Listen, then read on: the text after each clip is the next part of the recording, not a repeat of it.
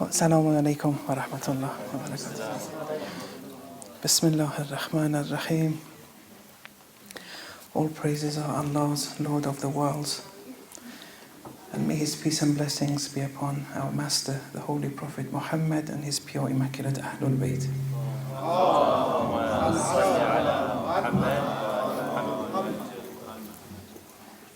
A word of apology to start off with in relation to the congregational salat today. I wasn't supposed to come to lead it, so sorry if I kept people waiting. Then they told me at 8:30 that I have to come and do the salat, so sorry about that. I think this is very loud now. It's okay? It's loud. No. It's not loud enough. Okay. You say it's not loud. Okay, it's okay. Okay, continuing from last night. And for those who weren't here, we're speaking about the status of women from the Gnostical point of view primarily. But we'll touch on a number of dimensions. And today, inshallah, the focus will be in relation to how the traditions have spoken about the creation of Eve, alayhi salam. But before that, just a few introductory points, continuing from last night. So we said that one important mystical point to bear in mind when discussing the creation of man and woman is that the essence of what we are is the spirit. The spirit is called a man when it has X anatomical features, and it's called a woman when it has another set of anatomical features. We said sex is a function of one's anatomy, and therefore anatomy being a physical reality, sex is a function of the physical realm of existence, this world. We are a man or a woman in this world. You're only going to be called a man or woman for 70, 80, 90, 100 years. It's confined to this material realm. All succeeding realms of existences are matter-free, they're immaterial. And these physical, biological, anatomical criteria will no longer apply then.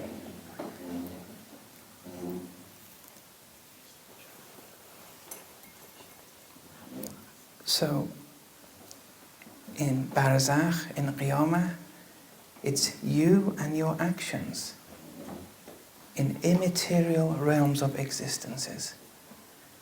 Only here is the physical realm. And therefore, manhood or womanhood is only specific here.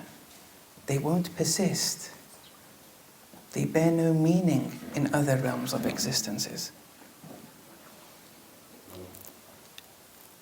You're not a man or a woman in Barzakh anymore. You're you and your actions. All those actions that you did, embodying in a certain different forms. So one may structure this into the following syllogism. The first premise, sex is a function of one's physical, anatomical, private parts. Second premise, there's no physical matter in the realms of the hereafter. Conclusion, one's sex has no meaning in the hereafter. So being male or female in the hereafter is not applicable. Although, yes, some people may say the second premise, it's controversial. Some people believe that Qiyamah, majority of theologians believe, that Qiyamah is a physical reality. And I'm not trying to force you into believing this. It's a very legitimate position that in Qiyamah, it's a physical reality, and therefore there, manhood and womanhood would have a meaning. But according to the Gnostics, this second premise, they believe all succeeding realms of existences are matter or physical matter free. Now, the idea that sex is not essential to what or who we are is a secondary reality to what we are in essence. It's not essential to what we are. Can be supported by medical data, medical modern experiments too. I'll try not to bore you too much, but I have to speak about this a bit, I think. In the 1950s, there was this Russian scientist who, at the same time when there was the space race between the Soviet Union and the United States, at the same time there was another race in the medical domain in relation to brain transplantation. The Russians started off here too, like with the space race, where this Russian scientist transplanted the head and forelimbs of a puppy onto a Siberian adult husky, which is a breed of dog. Actually, I've presented this paper in the State University of New York about 2 years ago, over 2 years ago. And actually, they liked it quite a bit. I presented the same paper at Manchester University. Yes, they didn't like it. Yes. No. But since you're American, and I'm assuming that you will like it, inshallah. So they put the head and the forelimbs of a puppy onto the adult Siberian husky. Now the post-operative notes, these are documented papers, the post-operative notes showed that the puppy was very violent and wanted to separate from the husky and even attacked the ear of the husky and bit it. But given the circumstances, it's a natural reaction after detaching its head and forelimbs onto it. And that suggested that there are two different psychologies here. It's one body, but we have two different psychologies, two dog psychologies in this case.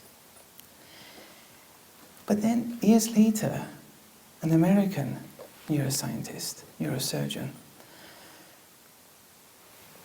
performed brain transplantation in monkeys, where the brain of one monkey, let's call it monkey A, was transplanted into the body of monkey B, the brainless body of monkey B. Now, before this transplantation was to occur, they would teach monkey A a few things, a few tests, Pavlov style. And then after the operation, they wanted to see that this monkey, which was the body of monkey B, but the brain of monkey A, if it was monkey A, if those tests were recalled or not. And the monkey only lasted living for a few minutes. It didn't take too long. But it did recall what it learned when it was monkey A, in monkey A's body. And that shows that the eye follows where the brain goes. Now, that's just an introductory point to why sex isn't essential to our essence, to the eye. So brain transplantations are a reality. And actually, I recall once in Rome, I had gone to many philosophers and raised this dilemma. And many philosophers of different trends in philosophy kept on telling me it's impossible, this brain transplantation. And they would use some philosophical argumentation, and they were adamant. Some of them have been teaching that brand of philosophy, so to speak, for many years. But I kept on telling them it's happened. These things are happening now. So we have to be careful when we read philosophy or Irfan. It has to have some practical benefits to society. It shouldn't just be a theoretical read.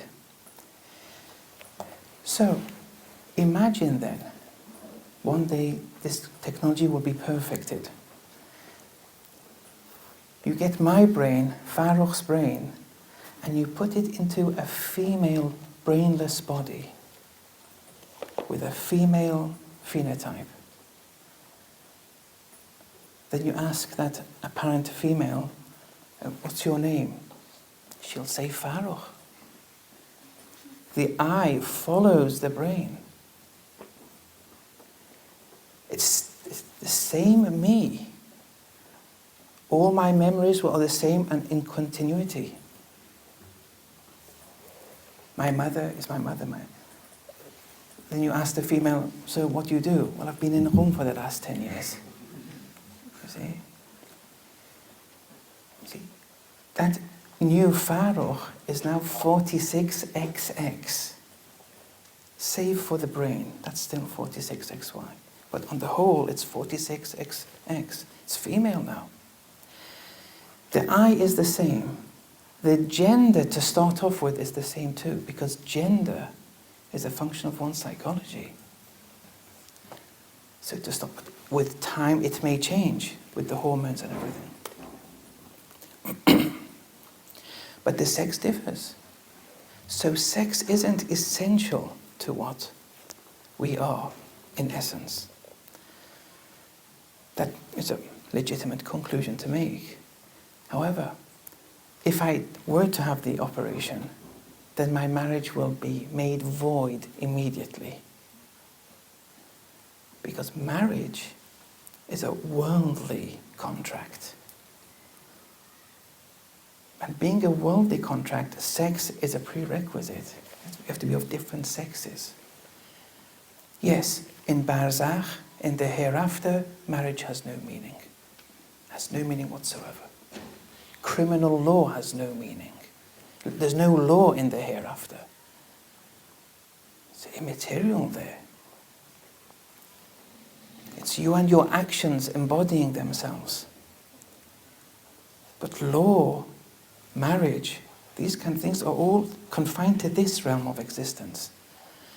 And since marriage is a worldly contract, you need a man and a woman, and sex is a function of one's anatomy, yes, once I become a woman, once Farrokh becomes a woman, then the marriage is void.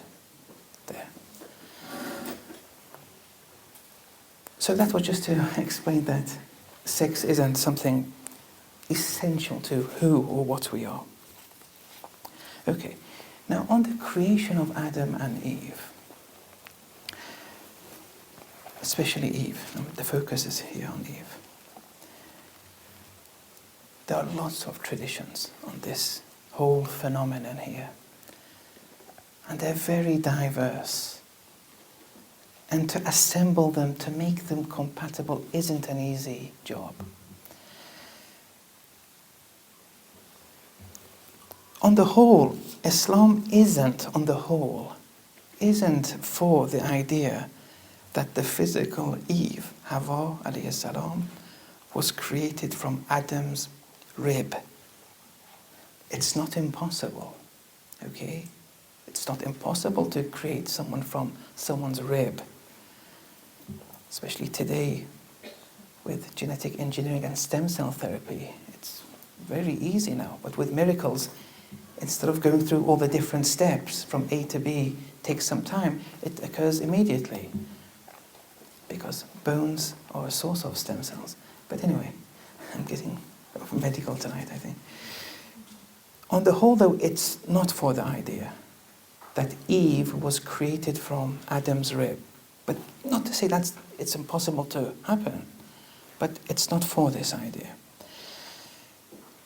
And because the overall logic of the traditions point to the fact that Allah, and we'll come to the tradition in a minute, is free from such a description.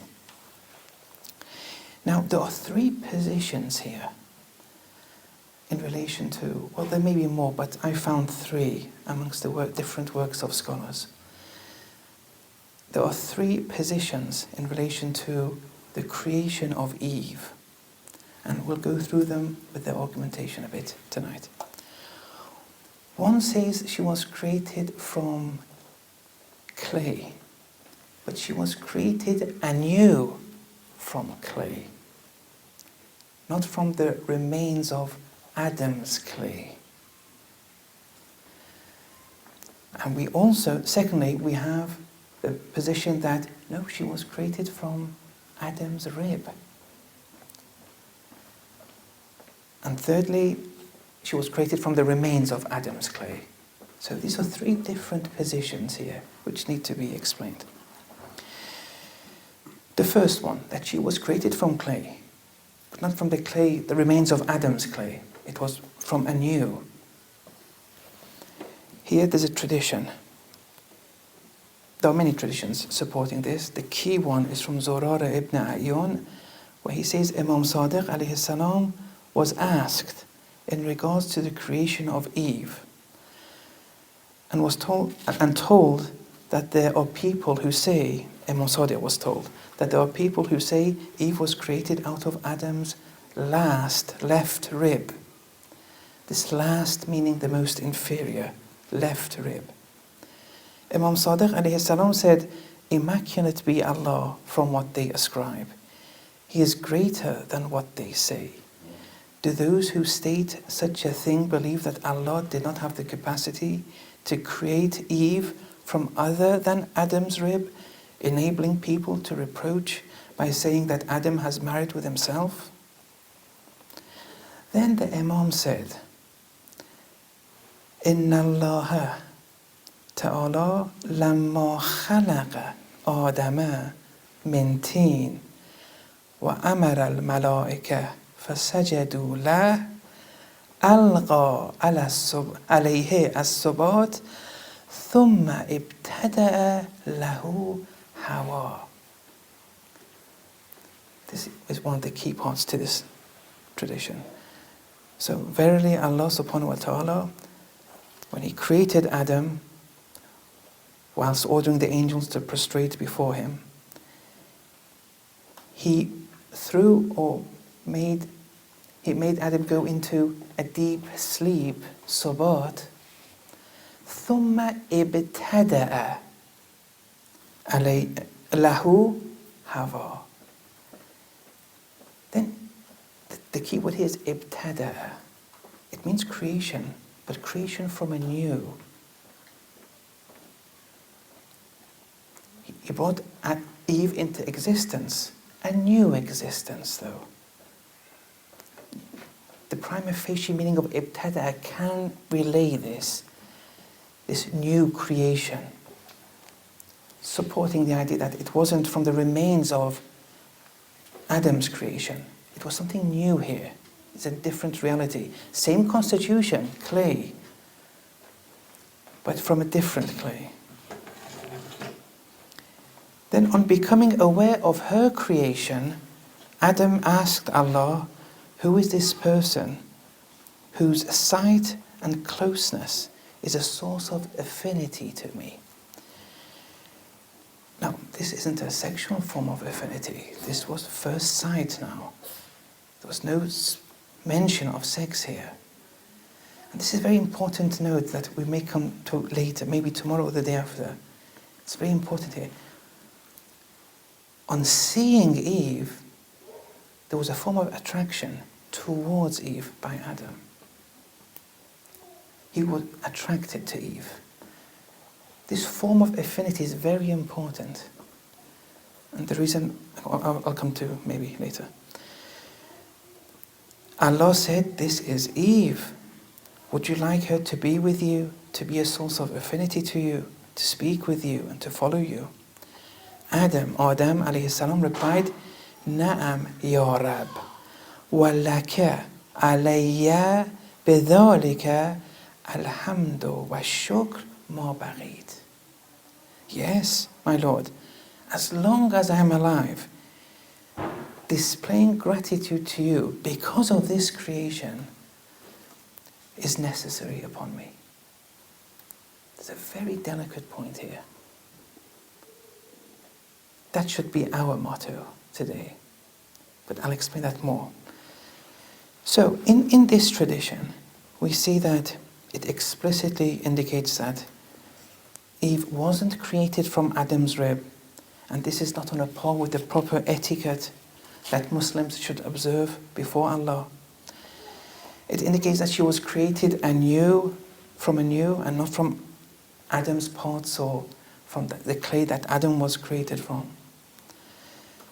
And then once we appreciate this from this tradition, then verses have to be interpreted in a certain way.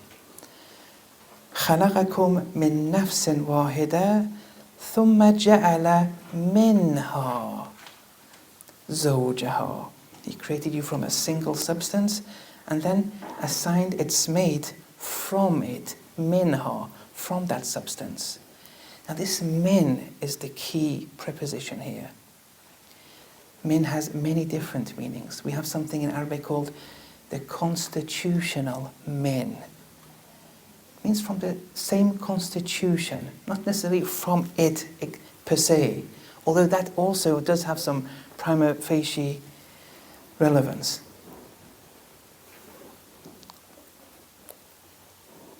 And then this verse says, ثُمَّ جَعَلَ, implies an antecedence in time. Just because one was created later or after another, this has no bearing on one's status or degree. Just because someone, is formed later. And actually, as we'll see, some of the Urafa say actually being created later has more of an effect, even in status. The status is higher. We'll come to that, I think, today, inshallah. But in general, time has no relevance to one's spiritual or social status. Or chapter 42, verse 11, فَاطِرُ السَّمَاوَاتِ وَالْأَرْضِ جَعَلَ لَكُم مِّنْ أَنفُسِكُمْ أَزْوَاجًا. The originator of the heavens and the earth, and He made for you mates from your own substance, your own constitution. So here, and with other verses too, the Quran wants to put forward the idea that Adam and Eve were created from the same substance, from the same entity. And this is what matters.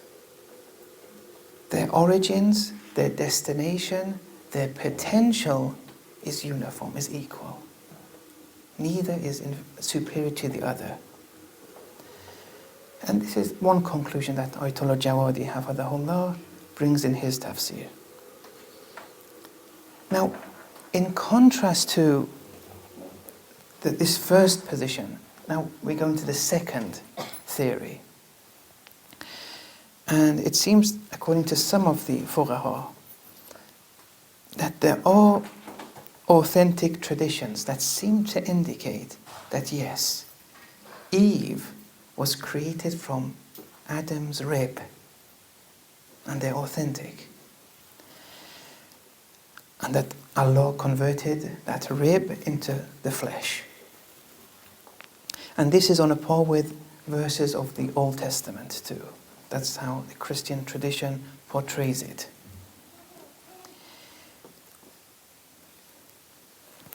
In fiqh, in jurisprudence, there's a discussion they have in relation to hermaphrodites. I'm not sure if you use the same term here in America.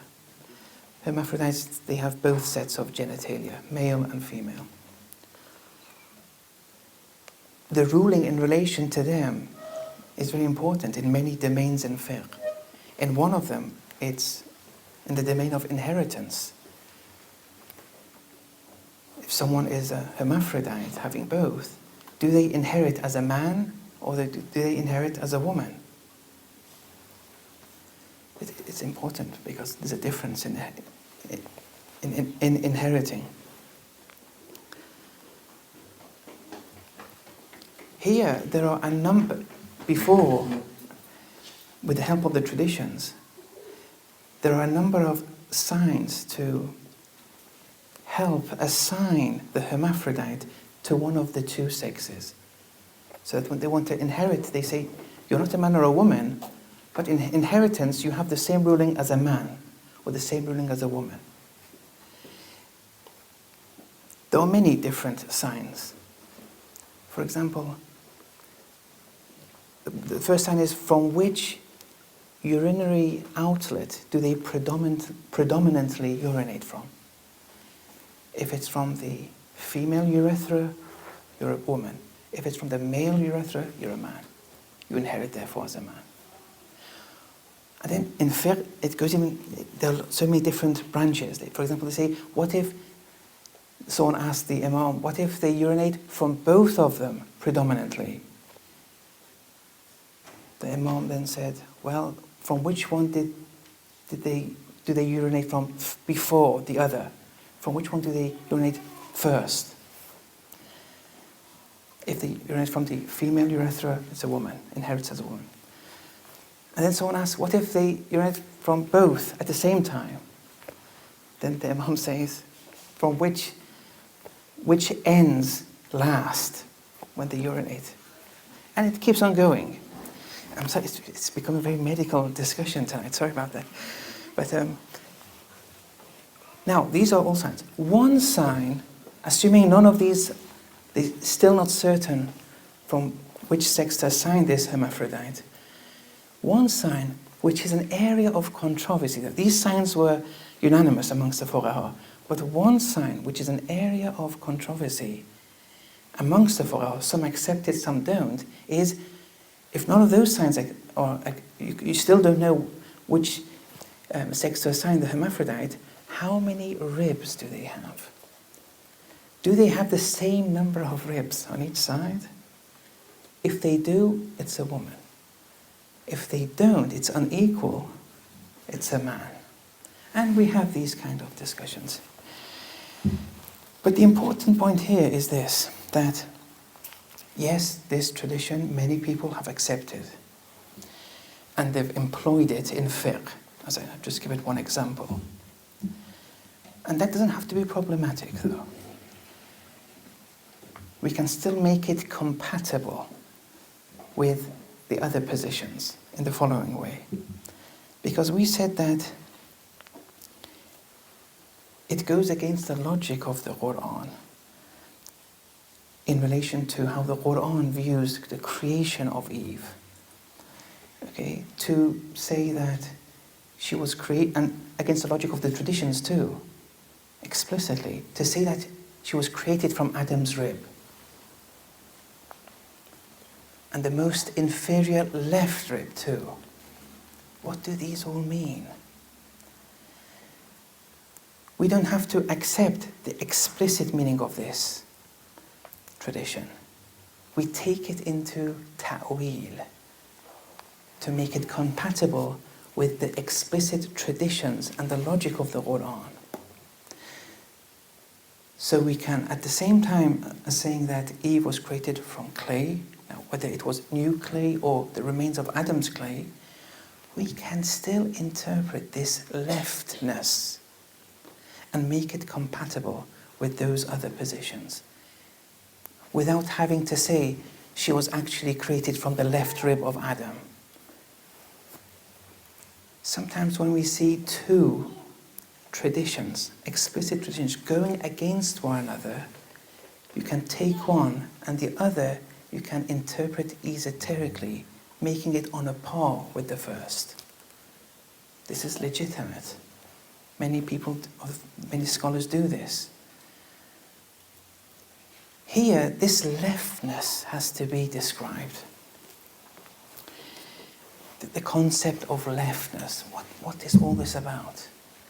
What does left mean in the Quran? What does left mean in the traditions? We have left and we have right.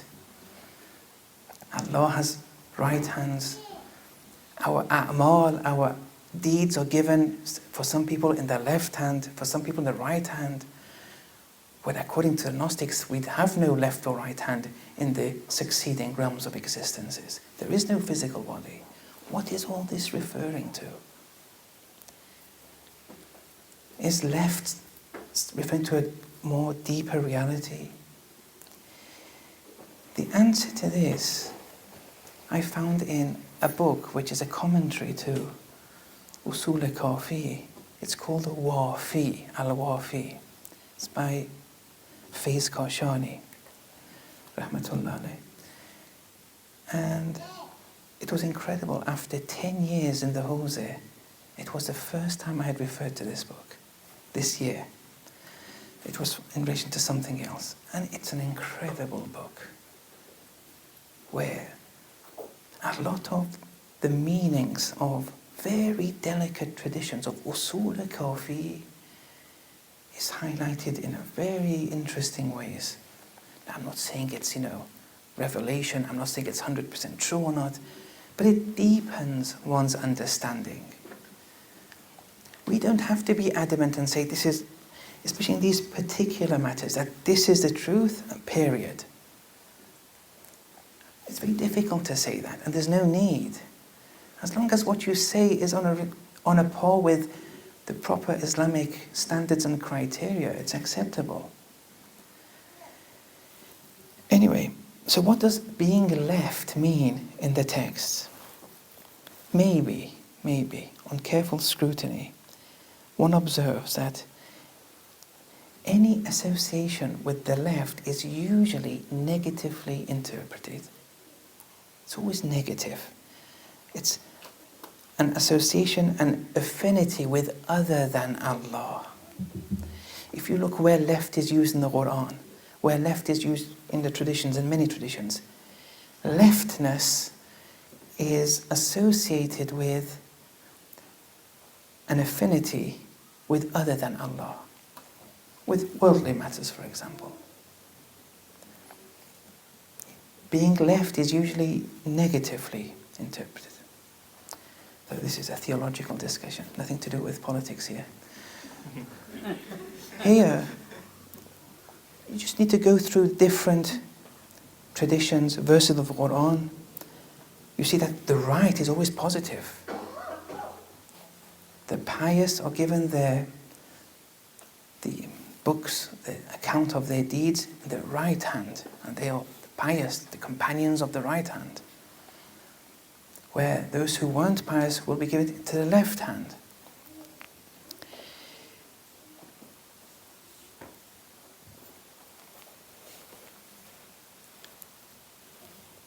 Maybe. Now, the tradition said Eve was created from Adam's most inferior left rib. What does most inferior mean here?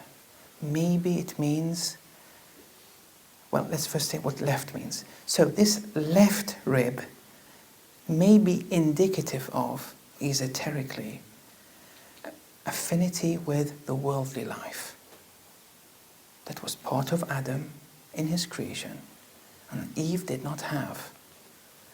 And this was passed over to Eve to have as well. But how much of it goes to Eve? Very, very little. The tradition is the most inferior left rib. What passed on to Eve was very little attachment to other than Allah. This is one interpretation that some people have.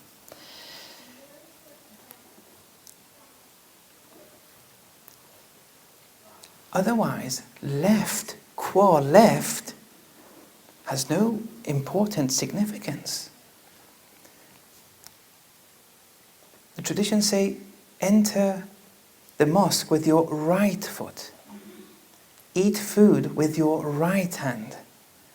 You've all heard of these, but maybe you confined it only to the external dimension. It's mustahab to eat with your right hand, for example. Okay, first question. What if someone is left-handed? You can't force them to eat with their right hand, can you? Say, no, the tradition says, right, get their hands, and no, you can't do that. They want to eat with their left hand. They're left-handed, for goodness sake. The way, if you confine it to the external dimension, well, he'll get distance from Islam, the way you portrayed, as if there's a kind of anti-leftism movement. Rightness means affinity with Allah. Leftness, affinity with other than Allah. When you eat with your right hand, recall Allah when you eat. I'm not negating the external meaning. That's there too. Okay? But the main meaning, the main esoterical meaning is when you eat with your right hand. So when you're eating, recall Allah when you're eating. That's of value. Not the right hand because it's right hand. So here then the left-handed person say, oh good, yes, I'm also part of the picture now. Because I can recall Allah. You just look at the different traditions we have, entering the mosque with the right foot. All these different things. These are possible ways to explain these kind of. As I say, everything in fiqh, everything in jurisprudence. Jurisprudence is the most essential step. You can't live without it. But you shouldn't confine yourself to the external dimension of jurisprudence. If you do, life can become very dry at times. All fiqh, all of it, every single part of it has esoteric dimensions. And it wants you to go to those. It's a conduit for you to reach these esoteric dimensions. Some people do wudu for the sake of wudu. Okay? They get confined in the whole water business. They get confined only with keep on, wiping, washing. There's no recalling Allah. There's no dua.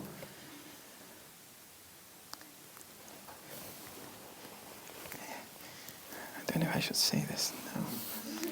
Yes. So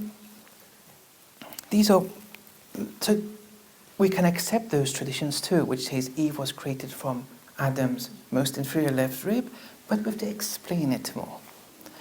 Then there's a third position where here the position is that Eve was created from the remains of Adam's clay.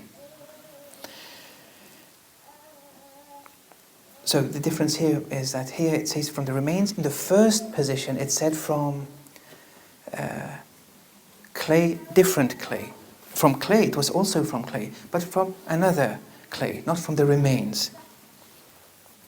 Here the key tradition here is from Amr ibn Abi Miqdam, who narrates from his father, who says, I asked Imam Baqir alayhi salam, from what did Allah create Eve?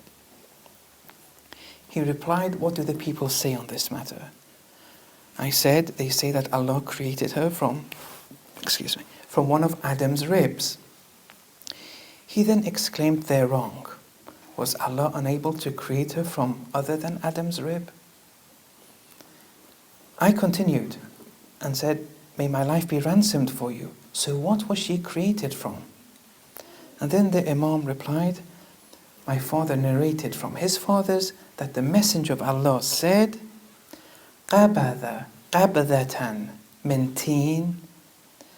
Allah took a portion of clay, فَخَلَتَهُ بِيَمِينِهِ, and then he molded it or blended it with his right hand. Allah has no hands. The right hand is in relation to that recalling Allah, those divine attributes. It was a positive makeup that Allah created Adam from. فَخَلَقَ مِنْهَا Adam, and created from that clay Adam. وَفَضَلَتْ فَزْلَةٌ مِنَ التِّينِ, and there remained an extra amount of clay. فَخَلَقَ مِنْهَا Hawa, and Eve was created from that extra, that remained from Adam's clay.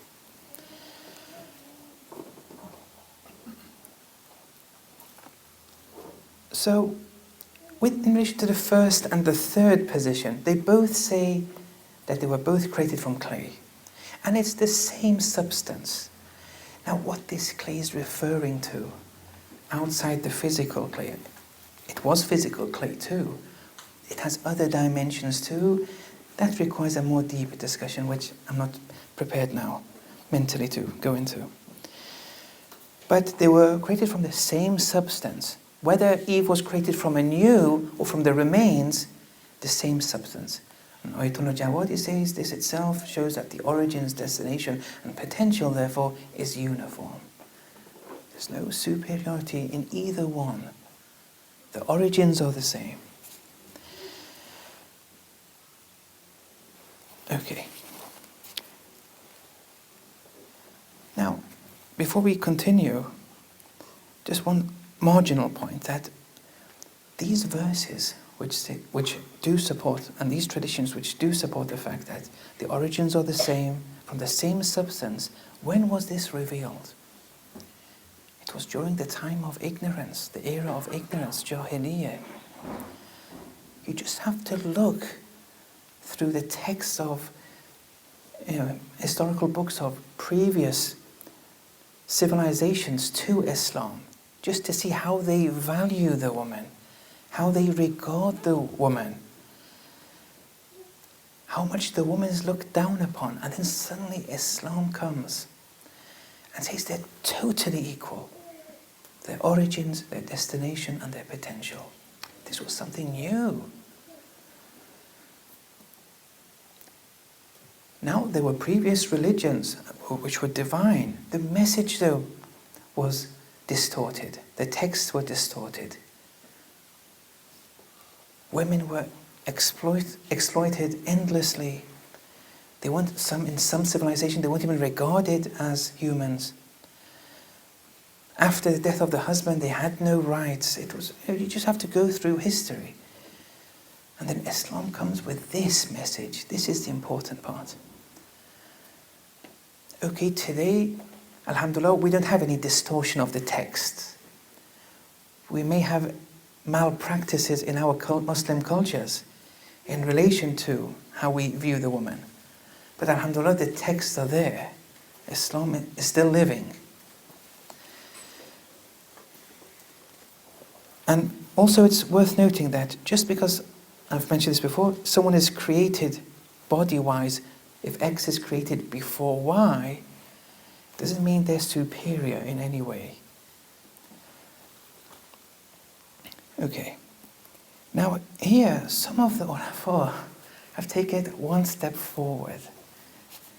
And this is a question of taste, maybe. One of them was Ibn Arabi here.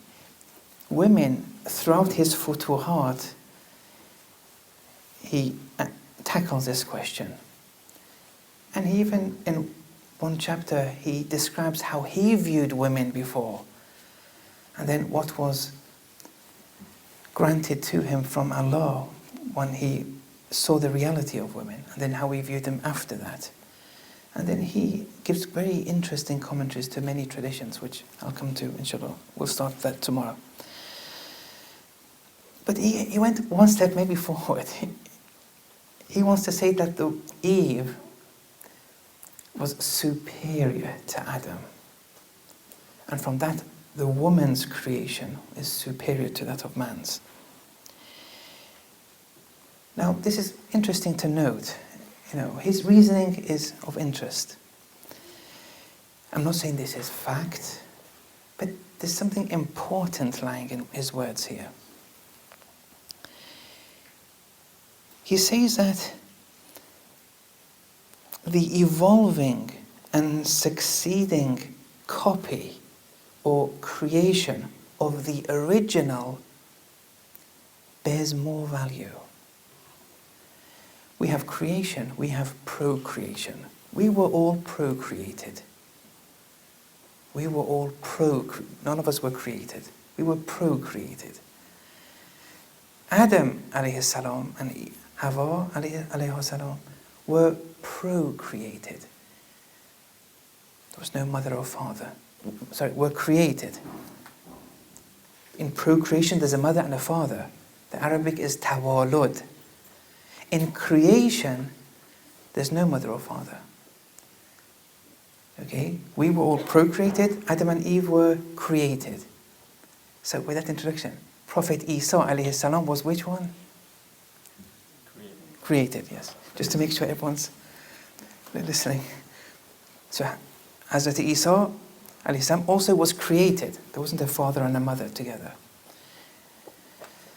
Okay, now, what Ibn Arabi is suggesting is this, that maybe in creation, the succeeding, the evolving copy of the original creation, the evolving, succeeding creation emanating from the original creation is of a higher status. It's superior. And then he said it's even more comprehensive than the original. Because this is creation now, it's not procreation. Our children may be better than us. They may not be better. But with creation, it's all Allah involved here. When something is created from the original, he wants to suggest there's something different here. And he says it's superior from the original creation. So maybe he's of the opinion that Eve was created from the remains, maybe. I don't know. And I haven't read anything from him in this regard. But then we ask him, okay, can you bring some support? It's a nice statement. And then he brings this support. Verse 91. No, verse 91 of chapter 21. It's in relation to Mary, alayhi salam, and Jesus, alayhi salam. Everywhere that Jesus is mentioned in the Holy Quran, it's always Isa ibn Maryam. It's never Isa. We have Ibrahim in the Quran, Musa, and other prophets, just by name. But with Isa, we never have Isa alone. I can't recall it, maybe, but mostly it says Isa ibn Maryam, Isa ibn Maryam. And also in the traditions. I mean, you may find one or two, I can't recall any. It's always Isa ibn Maryam. The stress is on that it's Jesus, son of Mary. And there's no procreation either. It was creation, but the terminology used stresses, you say Isa ibn Maryam. In chapter 21, verse 91, so we breathed into her our spirit and made her and her son one sign for all worlds. One sign. It's one reality. Lady Maryam alayhi salam and Prophet Jesus, it's one reality here. This one sign has many different interpretations, so this is one of them. And Jesus alayhi salam was procreated, emanating from Lady Mary. And he was of a higher figure. Ibn Arabi, he wants to make the same comparison with Adam and Hawa. And in chapter 3, verse 59, Inna mathala Isa indallah ka mathali Adam. Verily, the story of Jesus is like the case of Adam. Now, here, the exoteric meaning of this tradition, which it's not negatable, we accept it, is that they said Jesus was God, and Allah wanted to show, look, but Prophet Jesus had a mother. With Adam, though, not only did he have no father, he had no father or mother, but no one says Adam is God. That's the exoteric interpretation of this. Ibn Arabi wants to use this esoterically to prove his point, that Jesus emanated from Mary, Jesus was of a higher figure, and in the story of Adam, Eve emanated from Adam. So Eve is like Jesus, he wants to put forward. He wants to kind of bring the superiority of women here in such a manner. Okay. Now, I'm not saying this is, a firm thing. I respect Ibn Arabi. It's a very interesting thing. It's a good take.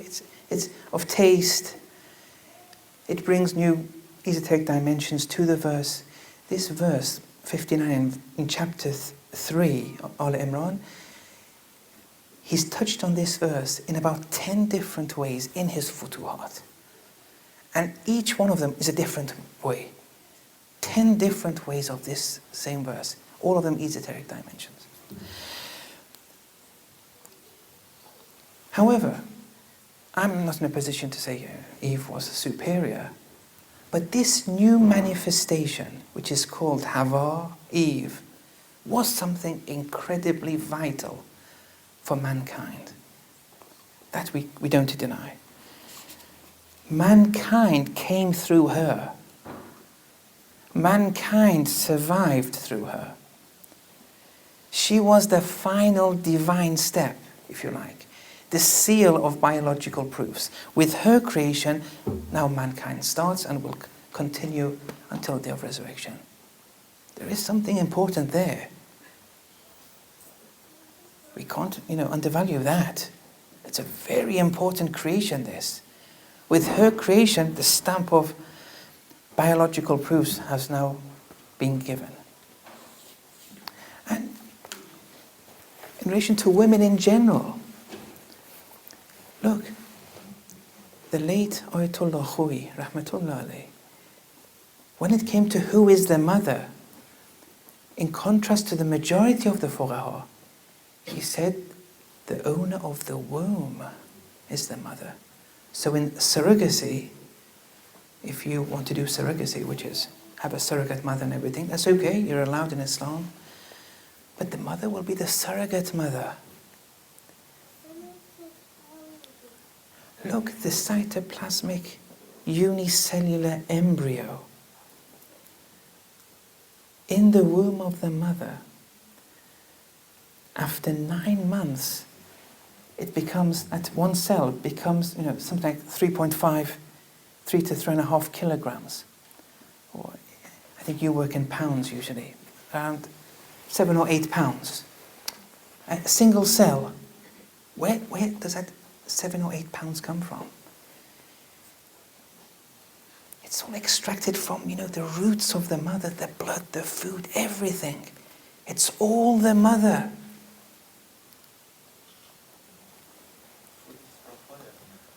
Pardon? Yes. And then, after birth, she breastfeeds. After 6 months now, it becomes 20 pounds. This is very important here. The mother is the owner of the womb, according to him. The owner of the womb is something extremely important.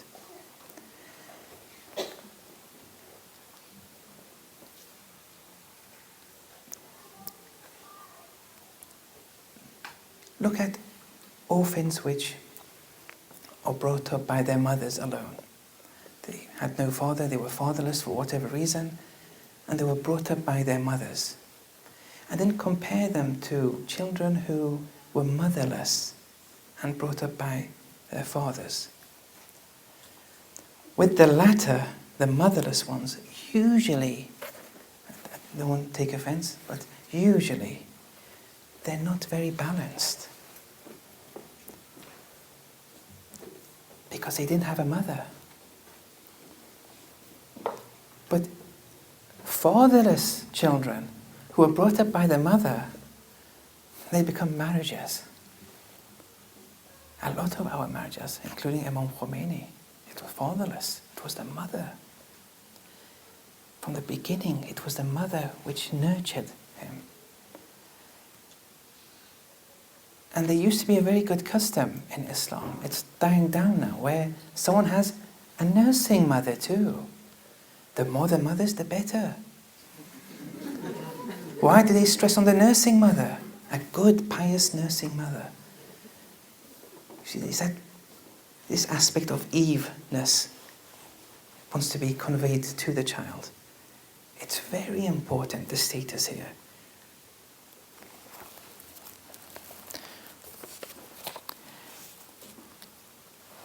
And so this demonstrates the essential role of the mother.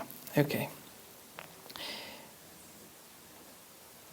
We'll come, inshallah, later, either today or I think tomorrow, on how this one fact demonstrates the ultimate role of women in society. From this one fact and one tradition annexed to it, we come to interesting conclusions. One last thing, in chapter 49, another one of Ibn Arabi's interesting observations was in chapter 49, verse 13. Ya ayyuhan nas, O humans, inna khalaqnakum min dhakarin wa untha. We created you from a male and a female. He wants to say from this verse, all forms of creation and procreation are alluded to in this one single verse. So he really dissects it now. He says, O humans, okay, indeed we created you. We created you, referring to Adam's creation. From a male, referring to the creation of Eve. And from a female, relating to the creation of who? Of Jesus, creation of Jesus. And then from a male and female, all else, procreation.